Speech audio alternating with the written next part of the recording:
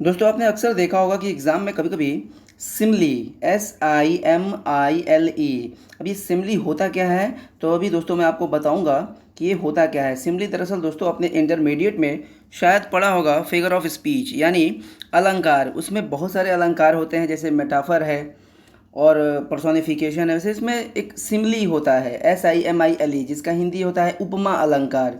उपमा अलंकार। अब उपमा अलंकार में होता क्या है दोस्तों? तो दोस्तों इसमें बहुत ही सिंपल है।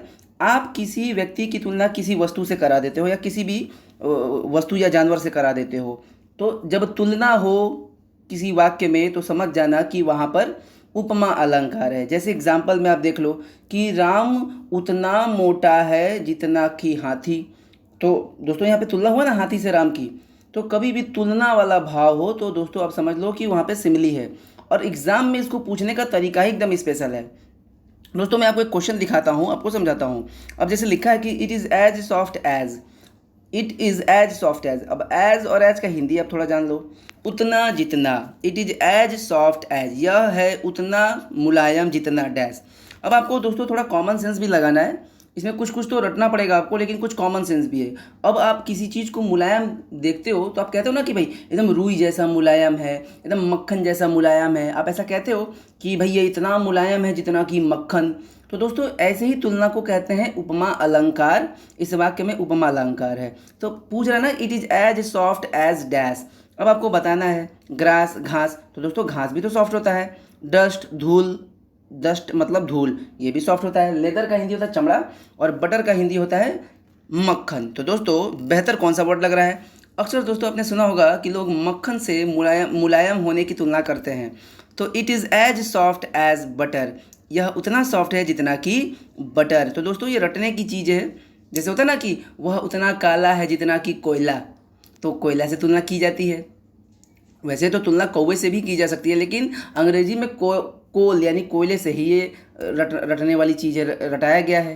तो थोड़ा दोस्तों आपको रटना पड़ेगा। तो आप अपने नोट्स में सारी चीज़ों को लिख लीजिएगा क्योंकि एक नंबर का आ जाता है। तो इग्नोर नहीं करना है किसी भी चीज़ को। मिसलेनियस पार्ट में, विविध पार्ट में सारी चीज़ें पढ़ा दी जाती हैं जो एग्जाम्स के लिए बहुत ही महत्वपूर्ण होते हैं। तो it is as soft as butter. तो आंसर क्या होगा दोस्तों? डी होगा। आइए कुछ और प्रश्नों को देखते हैं। He is as harmless as a dash. अब हार्मलेस का मतलब क्या होता है? जो नुकसान ना पहुंचाए। अब हमारे पास चार ऑप्शंस हैं। स्टोन है, पत्थर। तो किसी इंसान को आप ऐसे करो कि वह है उतना मतलब हार्मलेस है जितना कि एक पत्थर। तो पत्थर तो नुकसान पहुंचा सकता है। हैन मतलब मुर्गी, मुर्गी भी नुकसान पहुंचा सकती है भाई, मुर्गी भी चोंच मार देती है। बैट का हिंदी होता है चमगादड़, इससे तो और लोग डरते हैं। तो दोस्तों आंसर होगा डव। डव एक पक्षी है सफ़ेद रंग का जो कि फाख्ता पक्षी कहलाता है। बहुत ही सीधा साधा शांत पक्षी है और वो हार्मलेस है यानी कभी नुकसान नहीं पहुंचाता है। तो वह जैसे आप किसी भी लड़के को कह सकते हो देख करके, जैसे मान लो कोई लड़का है बहुत सीधा साधा है, गाय है, कभी किसी को नुकसान नहीं पहुंचाता है, तो आप उसकी तुलना एक डव पक्षी से कर सकते हो। He is as harmless as a dove, यानी वह उतना हार्मलेस है जितना कि एक डव। समझ रहे हो दोस्तों? अगला एग्जाम्पल है he is as talkative as a an dash, यानी आपको बताना है कि वह उतना टॉकेटिव है यानी बातूनी है जितना कि डैश। चार ऑप्शन है हमारे पास, बताना है आपको कि कौन सा हो सकता है। तो दोस्तों चार ऑप्शन से एंजल है, लार्क है, पीकॉक है और मैगपाई है। बहुत इंपॉर्टेंट है, आप मॉडल पेपर देखोगे तो आपको ये क्वेश्चंस मिलेंगे भी।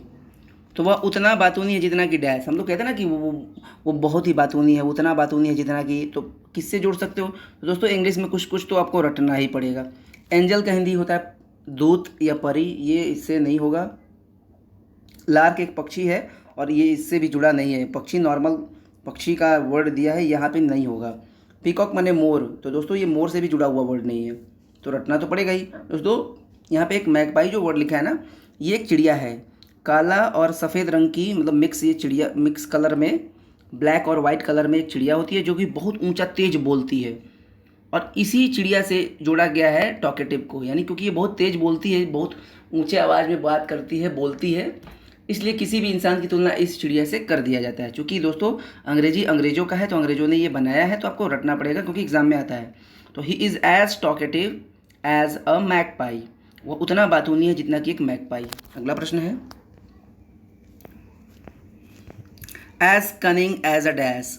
कनिंग का हिंदी होता है धूर्त, बेईमान, धूर्त। तो वह उतना धूर्त जितना कि डैश। तो धूर्त धूर्त की तुलना किससे कर सकते हो दोस्तों? तो जैकल का हिंदी होता है सियार, फॉक्स का हिंदी लोमड़ी, थीफ मतलब चोर, और बुल माने सांड। तो दोस्तों आप थोड़ा सा कंफ्यूज हो गए जरूर, लेकिन आपने कहानी पढ़ी होगी ना, कनिंग फॉक्स, लोमड़ी से जोड़ा जाता है धूर्त का।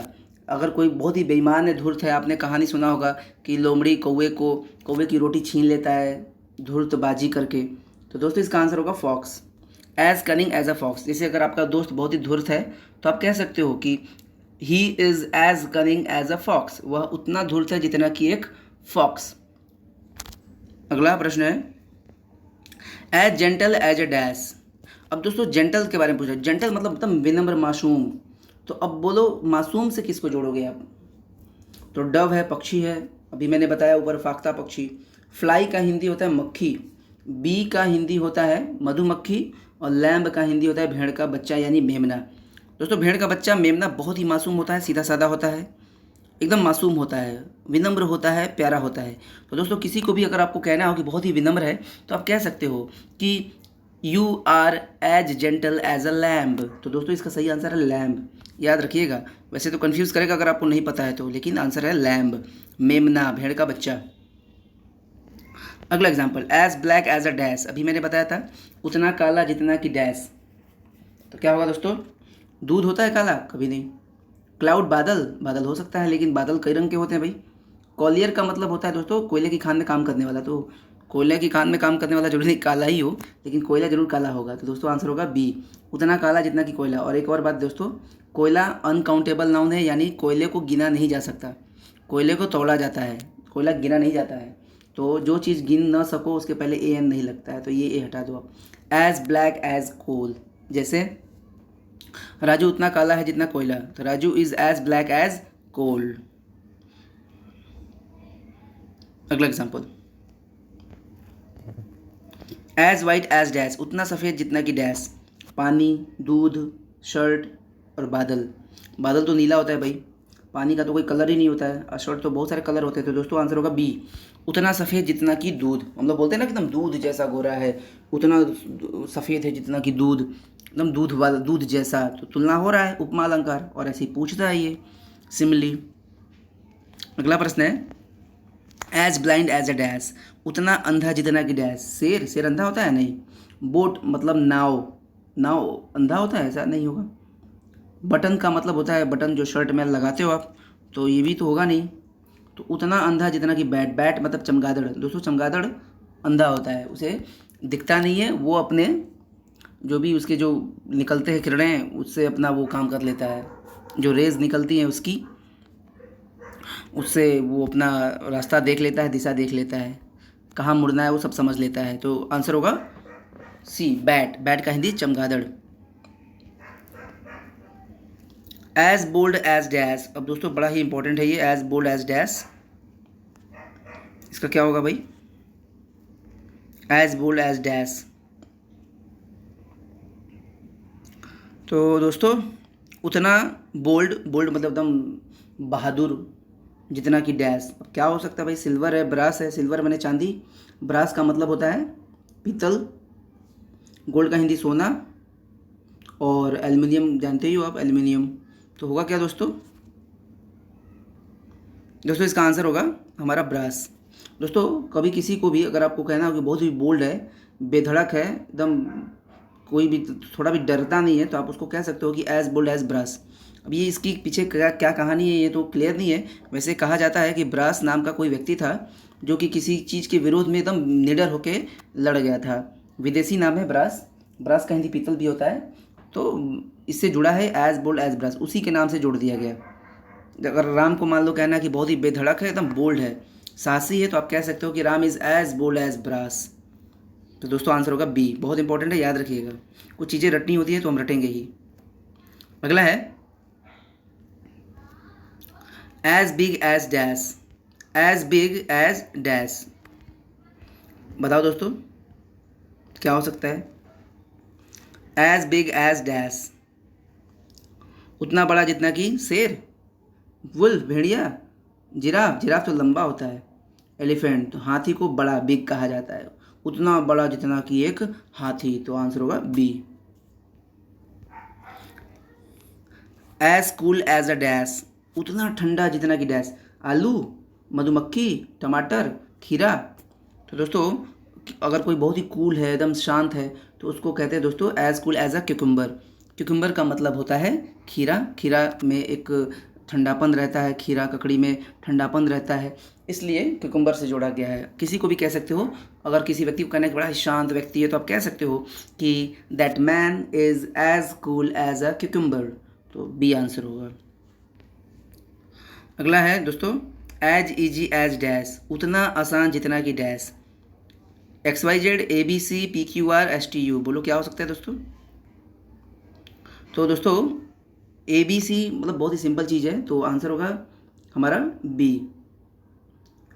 इसका हिंदी है कि उतना आसान जितना कि ABC। जैसे this question is as easy as ABC, यह क्वेश्चन है उतना आसान जितना कि ABC। तो ABC बहुत आसान चीज़ होता है, तो इसलिए इसका आंसर होगा बी। इसका दोस्तों अगला पार्ट में लाऊंगा बहुत जल्द, आप इतना इसको नोट्स में बना के लिख लेना। आप समझ गए होंगे सिमिली होता क्या है। ऐसे ही हूबहू आता है, ऐसे तमाम और भी बहुत सारे क्वेश्चंस हैं जो मैं आपको आगे बताऊंगा। तो सब मिला के पढ़ना है हमें, ताकि हमारा एग्ज़ाम अच्छा हो और हम ज़्यादा से ज़्यादा नंबर पाएँ। कोई भी डाउट हो तो पूछिएगा।